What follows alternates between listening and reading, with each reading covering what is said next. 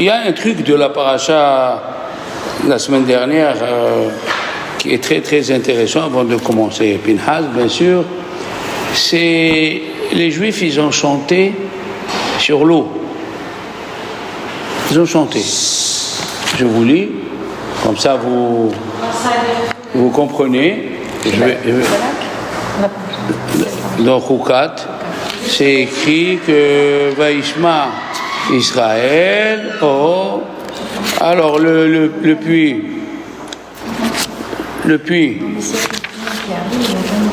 va voir, alors, Alken, Altira Auto, ils vont venir, ne vous en faites pas. Ils vont venir. Hein? Baruch Hashem, tu sais qu'elle est venue, tout le temps, elle n'a pas raté, hein? D'accord? Oui, elle n'a pas raté. Alors, nous allons voir quelque chose qui nous concerne, hein? Ça nous concerne. Alors, Vayomer Hashem le Moshe, après qu'ils ont parlé du mal de Moshe et de Dieu, il leur a dit mettez le serpent, et après, Az Yashir Israël et Ashira Azot. Les Juifs, ils ont chanté une chanson, Ali Be'er Einula. Ils ont chanté la chanson sur le puits. Et ils ont dit, Be'er, le puits, Hafarwa Sarim Karouan Nidive'am, Bimhokeke Bimishnaotam Midmar Matana. Ils ont parlé que le puits il est venu par le mérite de Moshe, de Myriam et de Aaron. D'accord? Bien. Comme ça, c'est écrit dans la Gemara de Ta'anit que quand Myriam elle est morte, il est revenu Bisrout Aaron, après il est revenu Bisrout Moshe. C'est quoi cette chanson? D'abord, première question, Az Yashir Israël et Ashira Azot. Où il est Moshe? Pourquoi Moshe n'est pas là? Dans la Shira, on dit Az Yashir Moshe ou Bnei Israël.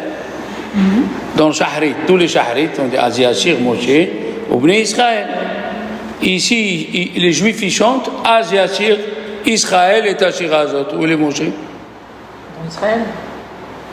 Dans l'Israël, peut-être. Non, il était avec eux. Non, mais quand on dit Az Yashir Israël, peut-être qu'il était dedans. Alors pourquoi là-haut c'est écrit Az Yashir Moshe ou Bnei Israël? Je sais pas. Parce que c'était l'ouverture de la mer. Non? Et alors que ce soit l'ouverture de la mer ou du robinet, c'est un miracle tous les deux, non? Le puits c'était un miracle. La deuxième c'est ils chantent sur l'eau et la manne. Pourquoi ils chanteront pas pour la manne, que Dieu donne la manne?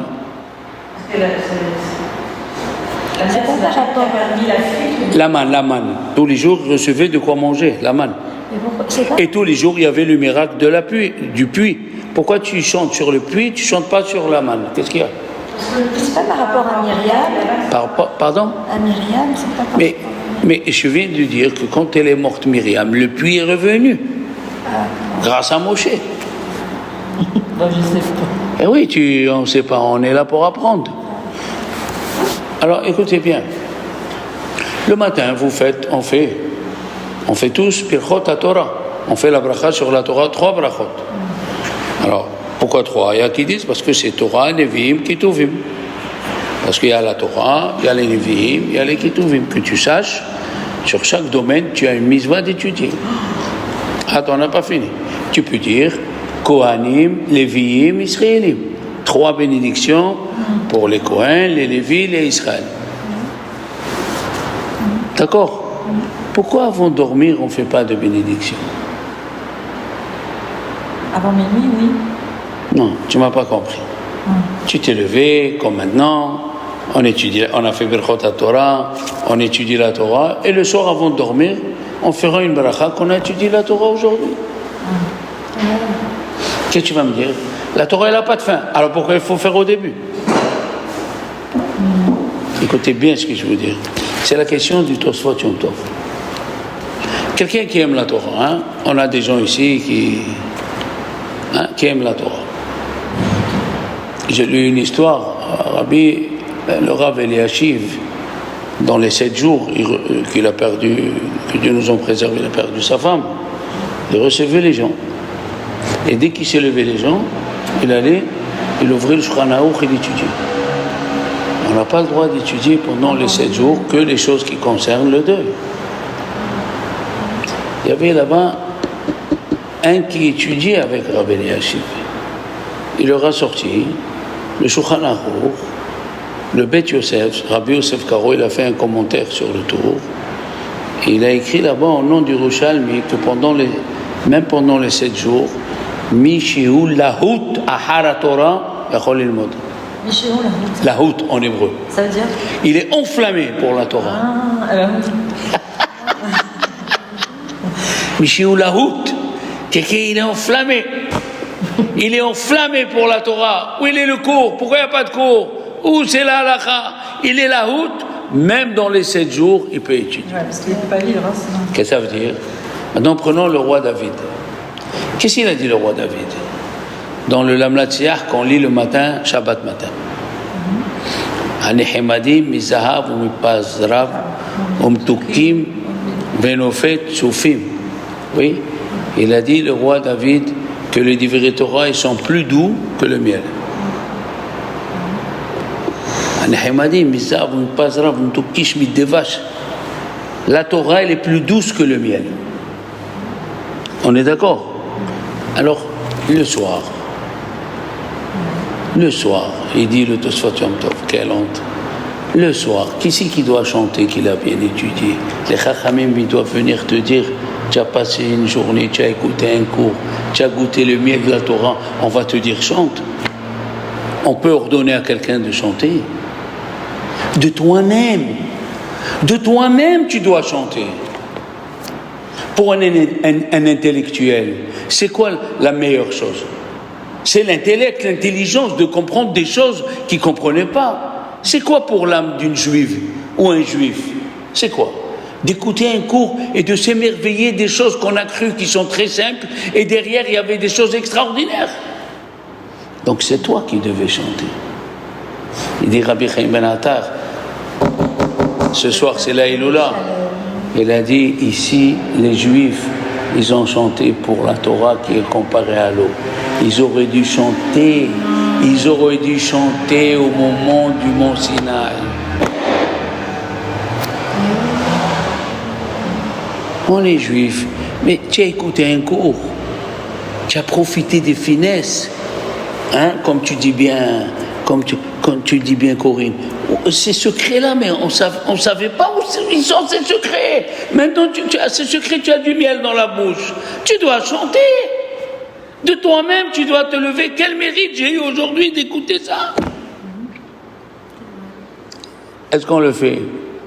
Eh ben voilà. On dit merci déjà. Oui, d'accord, j'ai pas dit le contraire. Mais, j'aurais bien voulu te voir le soir chez toi avec un drone en train de danser. C'est une image, attends, c'est une image. Il a dit, comment on sait quand tu donnes la valeur à la Torah? Comment on sait? La deuxième Beth Amikdash, il a été détruit parce qu'ils étudiaient la Torah. Ils faisaient Ma'asim Tovim, mais ils ne donnaient pas la valeur à la Torah. Alma Avda Haaretz, ils se sont demandé pourquoi Dieu il a détruit la terre. Ils ont demandé aux Chachamim. Ils ont demandé aux Nevi'im, aux prophètes. Ils ne savent pas. Pourquoi tu ne sais pas? Pourquoi tu ne sais pas? Alma Avda Haaretz. Il dit Dieu, Al-Ozva Metorati. Vous avez abandonné la Torah. Mais c'est écrit qu'ils étudiaient. C'est écrit qu'ils étudiaient. C'est quoi abandonner? Rabbeinu Nissim il dit, ils ne donnaient pas la valeur à la Torah. Ils étudiaient les dynim, comment faire le Shabbat. Mais ce n'est pas pour autant qu'ils aimaient le Shabbat.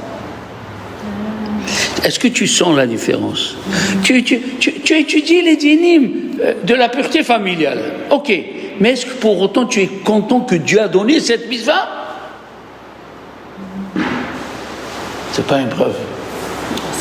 Hein, tu veux les choses très fines? Eh bien aujourd'hui c'est très fin. Tu peux voir quelqu'un qui l'étudie, c'est pas pour autant qu'il est attaché à la Torah et qu'il aime la Torah. Et la preuve, Rabbi Reuven, un grand rav c'est ramené dans le livre Matokaor. Il a dit une chose fantastique. Comment on sait que tu étudies la Torah? Si on dit à quelqu'un, comment tu vas? Je sais que tu as 3 enfants. S'il répond, écoutez bien, le premier, il est docteur, grâce à Dieu. Le deuxième, il est avocat, Baruch Hashem. Et j'ai un qui est à la yeshiva. Par qui il fallait commencer? Merci mon Dieu. Il fallait commencer par celui que tu as à la yeshiva. Mais oui, c'est ça, donner l'honneur à la Torah. C'est ça, donner l'honneur à la Torah. On est loin des vraies valeurs. L'Obirchou, ils ont fait des chouvas qui n'ont pas fait une chanson à la Torah. Oui, il y a des convertis ils se convertissent et ils font une séouda. Ils sont tellement contents. Ça, c'est une preuve de la joie qu'il a d'être juif. Moi, pendant 3 ans, j'allais donner des cours à un monsieur, aujourd'hui il est malade. Il s'appelle Marco Dahan. Son père, il est marié avec la petite fille de Rabbi Yaakov Abba-Sera. Alors, il m'a supplié de venir donner des cours chez lui lundi soir. On l'a fait pendant 3 ans. Alors, qu'est-ce qu'il y a de spécial? Est-ce qu'il me payait? Non, il ne me payait pas. Mais alors, quel intérêt j'avais? L'intérêt, c'est que j'ai vu ce monsieur, que Dieu lui donne une longue vie, comment il aimait la Torah. Comment? Quand on arrivait pour donner le cours à 8h30, la villa à lui, elle était allumée. Toutes les pièces de la villa étaient à vide. Je lui ai dit, mais on étudie ici, pourquoi là-bas c'est allumé? Il me dit, comment? Tu viens donner un cours de Torah chez moi? La Torah, c'est la lumière, il a allumé toute la villa. Ça, c'est une preuve que tu aimes la Torah. Après, nous, on faisait le cours. Bon, après le cours, sort quelques olives, une table. Tu regrettes d'aller au restaurant. Une table de roi, il y avait la charcuterie, il y avait le poulet, il y avait tout, le whisky, le truc. Il faut qu'on soit dirigé par le Kavod Torah. Quel honneur on donne à ceux qui étudient. Quel honneur on donne à la Torah. Hein? C'est extraordinaire. On parlera de ça après, mais c'est pour vous dire, voilà. Il y a une autre chose qui est importante. Vous voyez la paracha d'avant, elle s'appelle Korah. Le Kouf est au début. La paracha d'après, Chukat, le Kouf est au milieu. Et nous sommes dans Balak, le Kouf il est à la fin. Le Kouf signifie Kedusha. Est-ce qu'un monsieur qui a acheté le Sefer Torah de l'année ou de l'année ou de Kol Nidre, il a acheté ce Sefer Torah 40 000 €. C'est pas mal, non? Et il le prend dans la main, il l'amène, il fait le tour avec. Est-ce qu'à ce monsieur, on va lui demander, tu peux faire une réfoua chez les mains pour ma mère? Est-ce qu'on lui demande à ce monsieur? Et pourtant, on ne lui demande pas. Toi, tu dis on pourrait, mais on ne lui demande pas. Pourquoi? C'est pas parce qu'il a payé 40 000 € et il lève le Sefer Torah, il est devenu comme le Sefer Torah. Aucune relation. Nous avons vu Korah, il lève l'arche de Dieu. Il lève l'arche de Dieu. En levant l'arche de Dieu, on a cru qu'il était quelqu'un. Et finalement, l'intérieur, il n'était pas bien. Ça, c'est Korah, le Kouf au début. Après, nous avons Chukat, le Kouf au milieu. C'est quoi? C'est entre les choses que tu comprends et les choses que tu ne comprends pas. La parade, au moins, elle est venue te dire, tu ne peux pas tout comprendre dans ta vie. Je peux te laisser des messages dans la Torah, ou certaines choses que tu n'as pas comprises, d'ailleurs, je vais vous les dire, mais il faut que tu fasses confiance. Voilà, on va demander à Notre chère Carole qui est là, elle a pris l'avion. Est-ce qu'avant de prendre l'avion, tu as demandé qui c'est le pilote? Est-ce qu'il a fait des études? J'ai pas le temps. Hein? De quelle partie il est? De gauche, de droite? Tu fais confiance. Tu vas chez un grand docteur. Hein? Tu vas chez Corinne. Tout ce que tu dis, il faut faire ça, il faut faire... Qui vous êtes, vous? C'est qui me dit que je dois vous écouter? Oh, vous avez pris un docteur. Oui, le diplôme. On ne dit pas ça. Tu fais confiance. Alors, même dans les choses que tu ne comprends pas, c'est ça la paracha de Chukat. Les choses que tu ne comprends pas, il faut que tu attendes le temps. Tu vas comprendre. Il faut le temps. Ça met des années, mais tu es sûr que tu vas comprendre. Et nous avons Balak. Le Kouf à la fin, c'est les gens que tu connais pas, qui essayent de te faire du mal. Et Dieu, il te protège à leur insu. Parce que Balak, qu'est-ce qu'il voulait faire? Il a voulu faire fauter les enfants d'Israël. Il a réussi en partie en faisant l'inceste. Et le harayot. Et il a réussi. Une partie. Maintenant, nous allons rentrer dans le cœur du sujet. Hein? Écoutez bien. Moi, jusqu'à aujourd'hui, voilà, je vous le dis, tout humblement, jusqu'à aujourd'hui, j'ai pas compris pourquoi Dieu il envoie un prophète dans la ville de Ninive. On lit la Haftara qui pour Ninive. Ça vous est jamais venu à l'idée de demander pourquoi Dieu il a envoyé Yona à Ninive? Pourquoi pas dans une autre ville? Oui, vous ne savez pas la réponse, ni moi. Écoutez bien. Autant de Nimrod. Vous avez vu où on est monté? Autant de Nimrod. Qu'est-ce qu'il a fait Nimrod? Pourquoi il s'appelle Nimrod? Parce que c'est lui qui est l'origine de la tour de Babel. C'est lui qui a dit Nimrod veut dire on va se rebeller contre Dieu. Vous savez, vous devez savoir qu'en Israël, chez les Juifs qui ne sont pas religieux, ils veulent donner ce nom. Et le Moël, il ne fait pas la Mila si c'est un nom d'un rachat. Eh oui. Nimrod. Parmi les régions que Nimrod a pris, il y avait la région de Ashur. Qu'est-ce qu'il a dit le roi d'Ashur? Moi, je ne veux pas m'associer avec des gens comme ça. Se rebeller contre Dieu. Il n'y a pas longtemps, il y a eu le Maboul. Moi, je m'échappe. Il s'est éloigné d'eux, il est parti. Nimrod, il commandait 4 régions. Comme si tu dis la région PACA, la région Alsace-Lorraine. Il lui a dit Dieu a chaud. Tu t'es éloigné d'eux. Tu n'as pas voulu t'associer avec des gens qui sont contre moi. Eh bien, je te récompenserai. Il lui a donné 4 régions et il lui a donné la ville la plus grande du Moyen-Orient qui s'appelle Ninive. Et où il a envoyé Dieu un prophète pour qu'il fasse teshuva à Ninive. Voilà. Des choses que les parents ont fait, le bon Dieu les récompense les enfants. Quand Dieu il a dit à Ishmaël, tu veux la Torah. C'est ce qu'il a dit.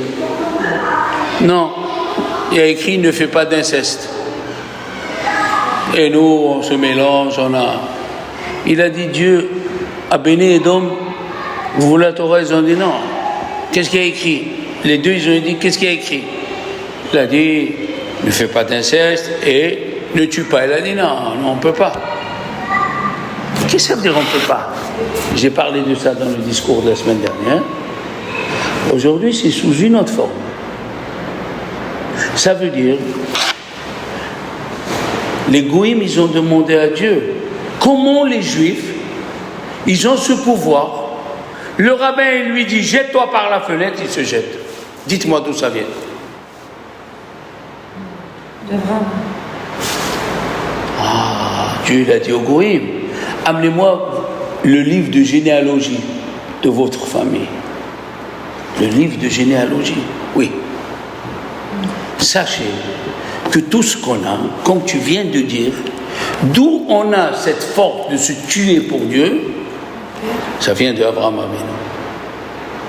Quand les arrière-grands-pères ont tracé le chemin, les petits-enfants y suivent. Les enfants, les petits-enfants y suivent. C'est obligatoire. La Torah, elle change la personne. Mais les goïms ne croient pas à ça. Parce que Abraham, d'où il est sorti? De la Torah. De Terah. Qu'est-ce qu'il était Terah? Un idolâtre. Un idolâtre, merci. Il avait un supermarché d'idolâtrie. Hein? Et sa mère, pareil. Et grâce à la Torah, il a surmonté les épreuves. Qu'est-ce qu'il a écrit? Asara Dorot, Minoah ad Abraham. Il y a 10 générations de Noah jusqu'à Abraham. Il a écrit Abraham, on est d'accord. Après, c'est écrit Asara Nisionot Nitnasa Abraham Avinu. 10 épreuves, il a supporté Abraham Avinu. Ah, tu dis Abraham Avinu, là? Il dit Rabbi Chaim Evolin, pourquoi ici tu dis Abraham Avinu et pas avant? Tu deviens quelqu'un si tu surpasses tes épreuves. Et comme tu viens de dire, il y avait une femme, elle s'appelait Hanawa, elle avait 7 enfants. Et les Romains, ils ont tué les 7 enfants. Elle a dit au dernier, si tu te prosternes, je te tue. Le dernier qui était petit, il ne s'est pas prosterné, ils sont morts. Elle aussi, elle est morte. Et avant de mourir, elle a dit, dites à Abraham que si lui, il a donné un enfant, moi j'ai donné 7. Il a dit, Rav Shach, c'est quoi ici? C'est quoi? Tu te compares à Abraham Avinu, ça veut dire que tu es mieux, quoi? Non, il a dit. Hana, elle a dit, voilà. Hana, elle a dit, Abraham, d'où j'ai la force, moi, de me tuer, c'est grâce à toi que tu as donné ça, Yitzhak et Yaakov jusqu'à moi. Pas loin. En 1492 en Espagne, les femmes juives se faisaient belles et s'habillaient bien.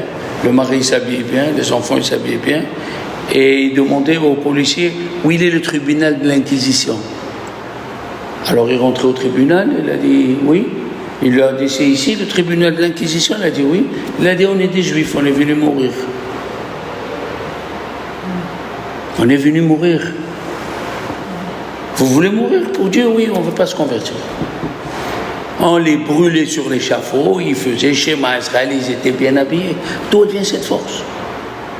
Il a dit le Chafetz Chaim, Dieu n'a pas donné le libre arbitre aux Juifs d'Allemagne parce qu'il savait qu'ils seraient convertis au catholicisme. Comme ça, il dit le Chafetz Chaim. D'où elle vient cette force? Cette force, elle vient ce que tu fais à la maison. Ce que tu fais à la maison, ce que tu fais, n'importe quelle chose. Tu prépares la table avant pour Shabbat, tes enfants feront pareil. Tu mets les beaux verres, ils feront pareil. Tu prépares à manger, ils feront pareil. Tout est dans les gènes. Tout est dans les gènes. Ici, la paracha nous dit, dans Pinchas, Vatikravna benot Selofhad, et se sont approchés les filles de Selofhad, Ben Chefer, Ben Gilad, Ben Machir, Ben Menaché. C'est qui Ben Menaché? Le fils de Yosef. Ben Menaché. Ben Menaché, les Mishpahat, Menaché Ben Yosef. Wachetchi. Tu n'es pas là, Corinne. 2 fois il a dit Ménaché.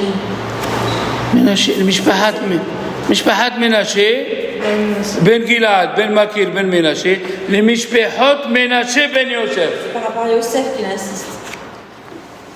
Oui, d'accord. Tu as bien dit quelque chose, mais de quoi? Yosef, c'était quelqu'un de spécial.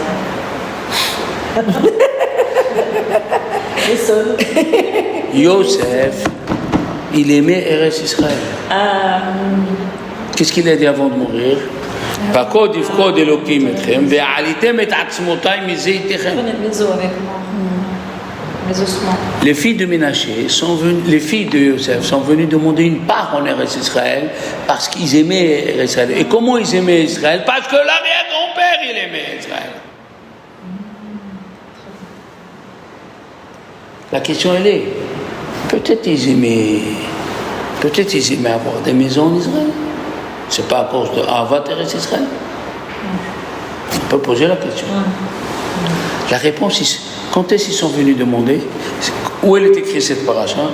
Juste après la paracha des Miragelim. Quand Dieu l'a dit, et la paracha des filles de Tzelofhad, qu'est-ce que c'est écrit? Les Juifs, quand ils ont vu qu'elle est morte Myriam, qu'il est mort Aaron, ils sont retournés 8 stations en arrière. Écoutez bien ce que je vous ai dit. Ils sont retournés 8 stations en arrière. Ils ont dit, on revient en Égypte. Nitna Rosh.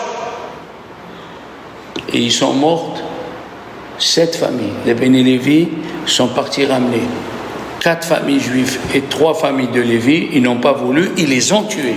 C'est de là-bas qu'on a appris qu'il faut tuer les déserteurs. Nitna Rosh, ils ont dit on retourne. Et en ce moment-là, elles ont dit nous on veut. Elles sont venues, elles ont relevé le moral de tous les hommes d'Israël. Il dit le Midrash, les filles de Tzelofhad, ils ont montré qu'ils aimaient Israël plus que les Juifs normaux. Les Juifs, ils ont baissé les bras. Ils sont venus Benot Tzelofhad. Oui, quand on s'entend pas, c'est là où il y a les femmes qui réagissent. Ils sont venus, ils ont dit, nous on veut. Il leur a débauché. Je vais demander. Mais on est en train de se demander pour les 7 familles qu'on a tuées. On est en train de pleurer les Miragelim. On veut Eretz Israël. Quel quoi! Quand tout le monde était en train, quand tout le monde était en train dans l'angoisse et se désespérer, ils sont venus les filles de Tzelofhad, les premiers Breslev. C'est pas beau ça? Faut pas se décourager. Vous allez savoir que Balak, c'est le résumé de Balak, pour ceux qui aiment l'histoire, ils sont venus régler la question juive. Vous connaissez ce mot, la question juive? C'est les Allemands qui les ont inventés. La solution finale. Balak et Bilam voulaient détruire les enfants d'Israël. Ils savaient qu'avec la force, ils n'arriveraient pas. Ils ont dit avec la parole, parce que l'arme du juif, elle est dans quoi? Dans sa bouche. Il a dit, le roi David, Ani tola'at velo ish. Je suis un ver de terre et pas un homme. Qu'est-ce qu'il dit le Midrash? Où est la force du ver de terre? Dans la bouche. Comment vous le savez? Il fabrique la soie. Non, il fabrique la soie, c'est une force. Non, mais avec la bouche. Doucement, il grignote son territoire. Tu es à 60%, mais c'est pas ça. Tu prends un ver de terre, tu le mets sur le cèdre. Un cèdre large de 2,5 mètres. Tu viens 3 mois après, il n'y a plus de cèdre. Et pourtant, le cèdre, c'est un cèdre. Notre force, c'est la bouche. On prie, on prie, on prie. Seulement, il y a des gens qui pensent je prie une fois et Dieu il va me répondre.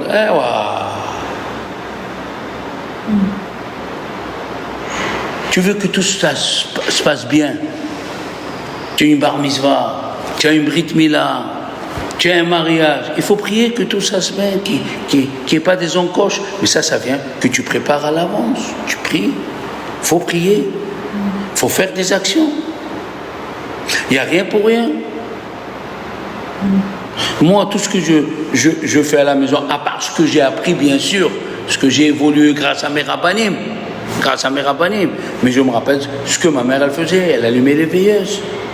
À chaque occasion, quand il y avait un examen à faire, quand il y avait une fille à marier, elle allumait, elle priait. Elle priait les tzadikim qui prient Dieu. C'est des choses qu'on a vues.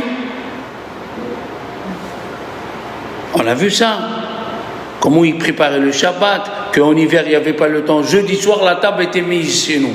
Jeudi soir, ma mère mettait la table en hiver. Des choses qu'on a vues. Et on s'est amélioré à l'Yeshiva. Le bon Dieu nous a amenés dans des endroits où on a appris plusieurs choses. Pour Pessah, pour Rosh Hashanah, Kippour.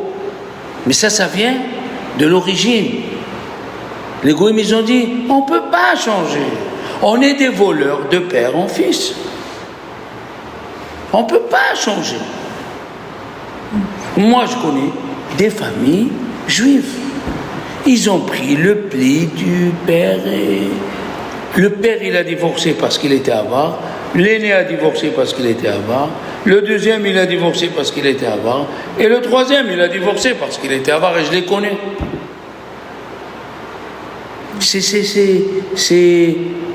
Je crois qu'en français, on dit génétique. Mais on peut changer, ça va. Bien sûr qu'on peut changer. Heureusement, la Torah, elle change la personne. Abraham Avinu, le premier, il a changé. Mais si tu te laisses... On a un invité, moi. Oui. Il a dit Rav Stéman, si tu as des animaux cachers qui viennent à côté de toi, c'est que ton cours, il est bien.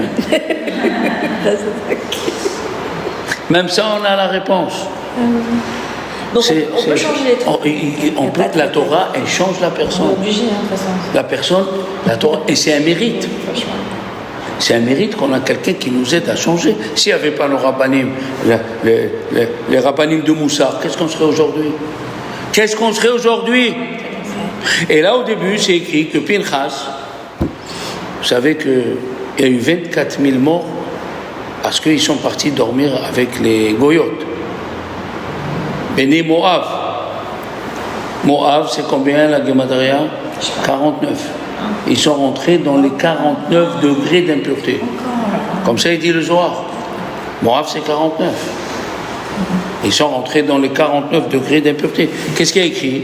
Il a vu Pinchas ben Elazar ben Aaron à Cohen. Oui. Et ici, regarde, à la fin de la paracha de Balak, c'est écrit Vayar Pinchas ben Elazar ben Aaron à Cohen. C'est écrit ici. Vayar Pinchas ben Elazar ben Aaron à Cohen. Pourquoi ici tu m'écris Pinchas ben Elazar ben Aaron à Cohen? La Torah n'écrit pas des mots en plus.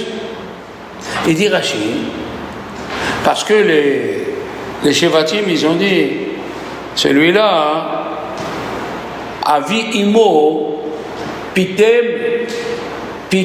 Agalim la Avodazara. El Azar, avec qui il s'est marié? Avec une fille de Yitro. Et Yitro, qu'est-ce qu'il a fait dans sa vie avant de faire Teshuvah? Il élevait des taureaux. Il élevait des taureaux pour les sacrifier à la Avodazara. On a dit, regardez, Pinchas ben El-Azar, ce El-Azar là, il s'est marié avec une femme dont le père élevait les taureaux pour la Avodazara. Mais avant. Bon, une chose est sûre. On va essayer de comprendre. À quoi ça sert ce qu'ils ont dit ça? What is this? À quoi ça sert? Est-ce que ça va changer le statut de Lazare? Est-ce qu'il a une machine pour retourner en arrière? Qu'est-ce qu'ils veulent les Juifs en lui disant ça? Qu'est-ce qu'ils veulent? Ils veulent délégitimiser son action. Ils veulent dire, ils veulent dire qu'il a fait ça, il n'aurait pas dû le faire. Et qu'est-ce qu'il aurait dû faire? C'était pas à lui à le faire. Il aurait laissé les Juifs en train de mourir. Ouais. Vous savez combien il y a eu de Juifs qui sont morts? 24 000 plus 150 000. 150 000 Juifs endormis avec les filles de Moab et de Midian. Et Dieu, il a dit, il faut aller les tuer. Le Midrash, il dit, comment on savait que quelqu'un a dormi? Il y avait le soleil sur lui. Ça veut dire les colonnes de nuit ne le protégeaient pas. Tu as vu ce qu'on apprend? il y avait le soleil sur lui, on le prenait, viens ici au Beddin. Il y avait 67 000 Beddin, tu multiplies, chacun il a tué 2, 150 000 et quelques, plus les 24 000. Qu'est-ce qu'il dit Dieu? Grâce à ce qu'il a fait Pinhas, on a arrêté la Magéfa. Bekano et Kinati, 2 fois. Bekano et Kinati. Il a arrêté la Avodazara et il a arrêté l'inceste. Alors, à quoi ça sert de dire Pinhas, Ben Hazar, Ben Aaron?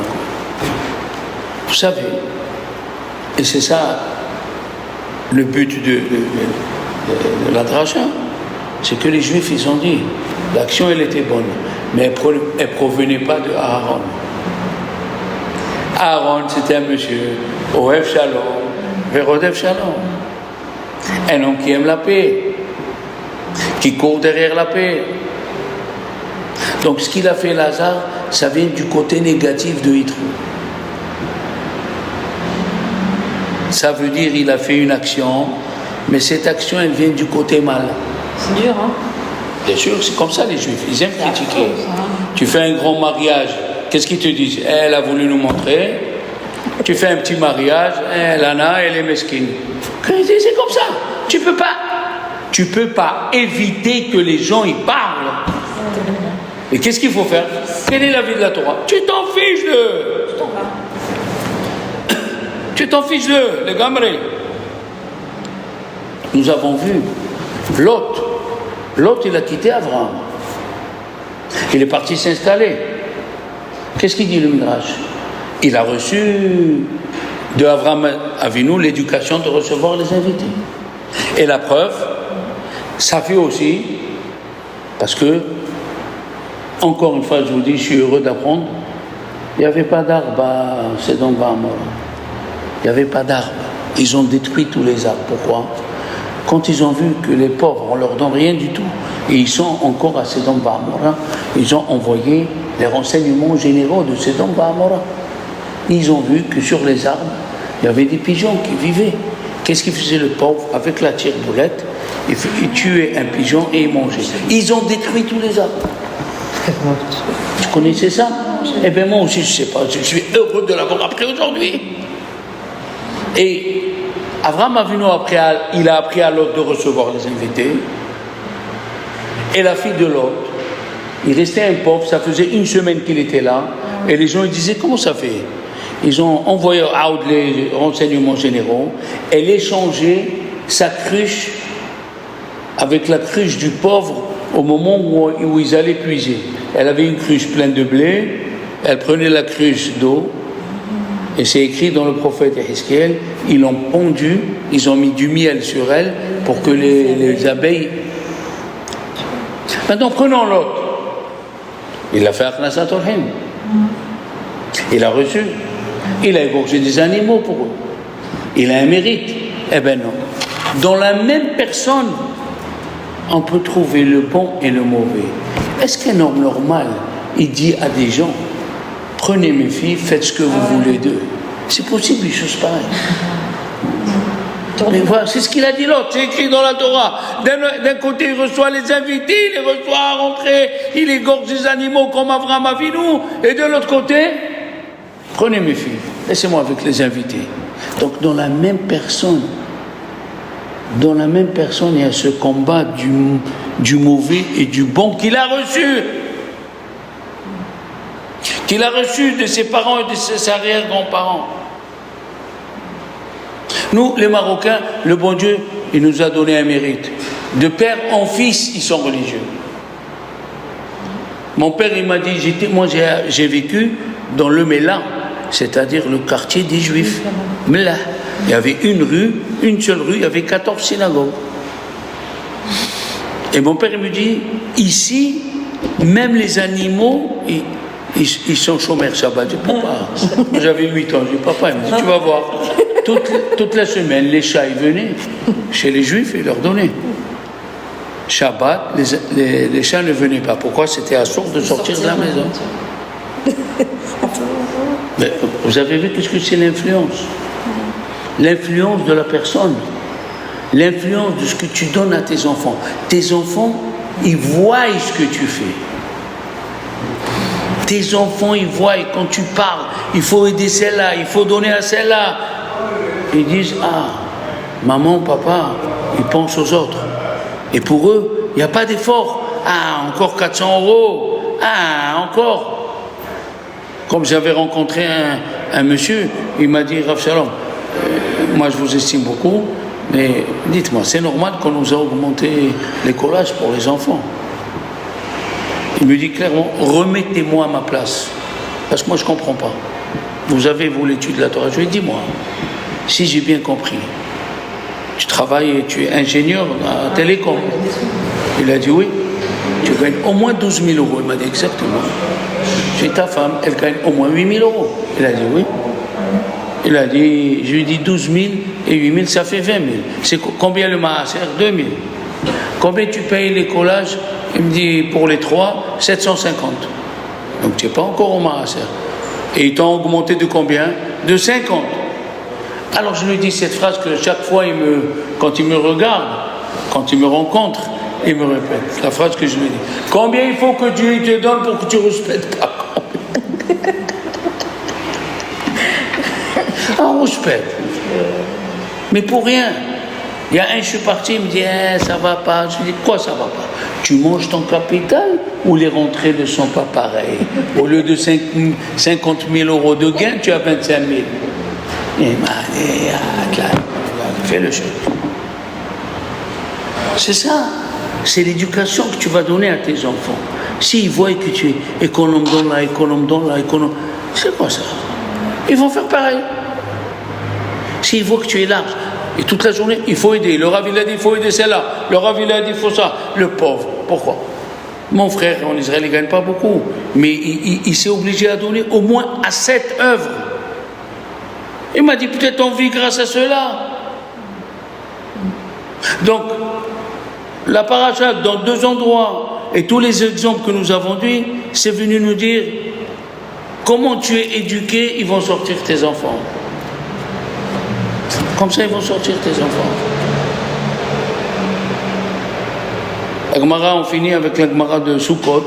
C'est écrit là-bas. Myriam bat Bilga. Myriam bat Bilga, elle est rentrée dans le Beth Amikdash, elle a pris ses chaussures, elle a tapé l'autel, elle a dit Luxus, Luxus, Luxus. Qu'est-ce que ça veut dire Luxus, Luxus? Tu es un Dieu qui demande la viande, tu es luxe. Qu'est-ce qu'ils ont fait les Chachamim? Ils ont fermé le placard du père.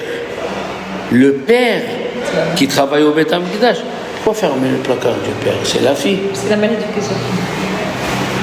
Répétez s'il vous plaît. Il a mal éduqué sa fille.